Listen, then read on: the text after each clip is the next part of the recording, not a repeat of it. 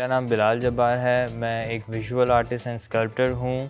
2022 में मैंने emerging artist award receive किया था, जो कि कराची बिनाले की तरफ से था और जो कि पाकिस्तान का one of biggest art event होता है पब्लिकली, जिसमें बहुत सारे international artist and local artist collab करते हैं। उसमें मैंने पार्टिसिपेट किया था और इमर्जिंग आर्टिस्ट अवार्ड मिला था मुझे 2022 में। मेरे एजुकेशनल बैकग्राउंड में मैंने अपना डिग्री प्रोग्राम कंप्लीट किया था 2017 में Indus Valley School of Arts and Architecture से।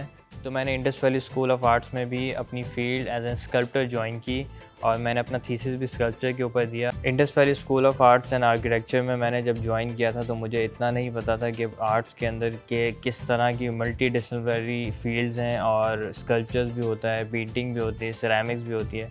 तो मेरा हमेशा से शौक़ जो था वो 3D चीज़ों के ऊपर था, तो मेरा मेजर जो था वो स्कल्पचर के ऊपर था वहाँ पे, और मैंने अपना थीसिस भी स्कल्पचर में दिया था। तो कराची बिनाले बेसिकली हर 2 साल बाद होता है and it is one of biggest public art event जो पाकिस्तान में होता है।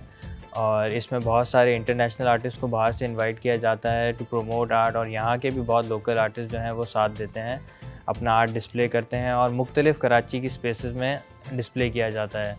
तो जो मैंने काम डिस्प्ले किया था वो संबारा आर्ट गैलरी में था और उसमें हमेशा कराची बिनाले में एक इमर्जिंग आर्टिस्ट पार्टिसिपेट करता है, जो 22 में मैं था। तो कराची बिनाले में मेरी जो इंस्टॉलेशन थी वो भी पूरी इसी कॉन्सेप्ट के ऊपर बेस करती थी, जहां मैंने एक बहुत बड़ी वॉल बनाई थी जिसका टाइटल था वॉल ऑफ थॉट्स, और उसमें मैंने कुछ 1500 प्लस कटोरियाँ एंड मोटर यूज़ की थी और वो रोटेट होती थी। तो वो एक बड़ा इंटरैक्टिव एंड इमर्सिंग एक्सपीरियंस था जो कि बहुत लोगों ने सराहा, सबको बहुत पसंद आया एंड पब्लिकली वो संबारा आर्ट गैलरी में डिस्प्ले भी हुआ था, जिसके ऊपर मुझे कराची बिनाले का बेस्ट इमर्जिंग आर्टिस्ट अवार्ड मिला। जब मैं थीसिस दे रहा था तो हमारे मुल्क के ऊपर पेंडेमिक चल रहा था, तो हमारे पास सोर्सेज नहीं थी पेंट ब्रशेज़ लेने के लिए। इनफैक्ट आप घर बंद हो गए थे, आप घर से नहीं निकल सकते थे, तो मैंने अपनी घर की चीज़ें पिक करना स्टार्ट करी और उनसे आर्ट बनाना शुरू किया और उनके ऊपर मैंने अपना पूरा थीसिस दिया, जिसमें मैंने बहुत स्कल्पचर्स बनाए थे। उसमें चम्मचें थीं जो हिल रही थीं, कटोरियाँ थीं जो घूम रही थीं और फोक्स थे, कांटे थे।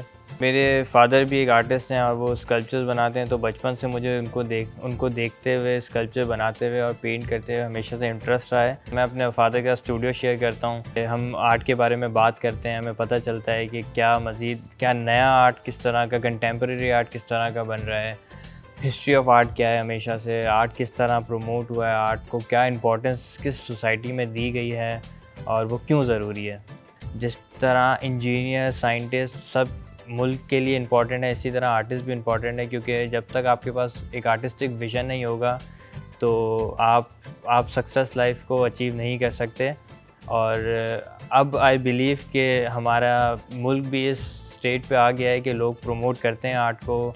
एक मुल्क का एक इमेज जो है वो डिस्प्ले होता है, मुल्क का एक इमेज सामने आता है कि किस तरह आर्ट प्रमोट किया जा रहा है। क्योंकि अगर आप किसी भी मुल्क को किसी भी मुल्क को पढ़ना शुरू करेंगे, देखना शुरू करेंगे, तो वो अपने बिल्कुल फ्रंट लाइन जो उनका रिव्यू होता है ना, वो आर्ट से वो प्रमोट कर रहे होते हैं कि हमारे मुल्क का कल्चर, ट्रेडिशन कितना इंपॉर्टेंट है, कितनी इंपॉर्टेंस है इसको, और हम अपनी हिस्ट्री को कितना मेंटेन कर रहे हैं। म्यूज़ियम्स हमारे कितने खूबसूरत बने हुए हैं, उनके अंदर रखी हुई चीज़ें कितनी प्रिजर्व हैं।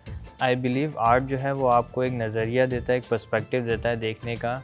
तो आर्ट की हमेशा से एक सोसाइटी में ज़रूरत है। बीइंग एन आर्टिस्ट मेरा हमेशा से विजन रहा है, बिकॉज मेरे फादर जहाँ से बिलोंग करते हैं, मिरपुर खास से, वहाँ आर्ट की इतनी अवेयरनेस नहीं है। ऐसी जगहों पे जहाँ पे आर्ट की अवेयरनेस अभी तक स्प्रेड नहीं हुई, वहाँ पे मुझे स्प्रेड करनी है और ऐसे लोगों को आगे लेके आना है जिनको पता ही नहीं है कि दुनिया में क्या हो रहा है और आर्ट से क्या क्या चेंज किया जा सकता है।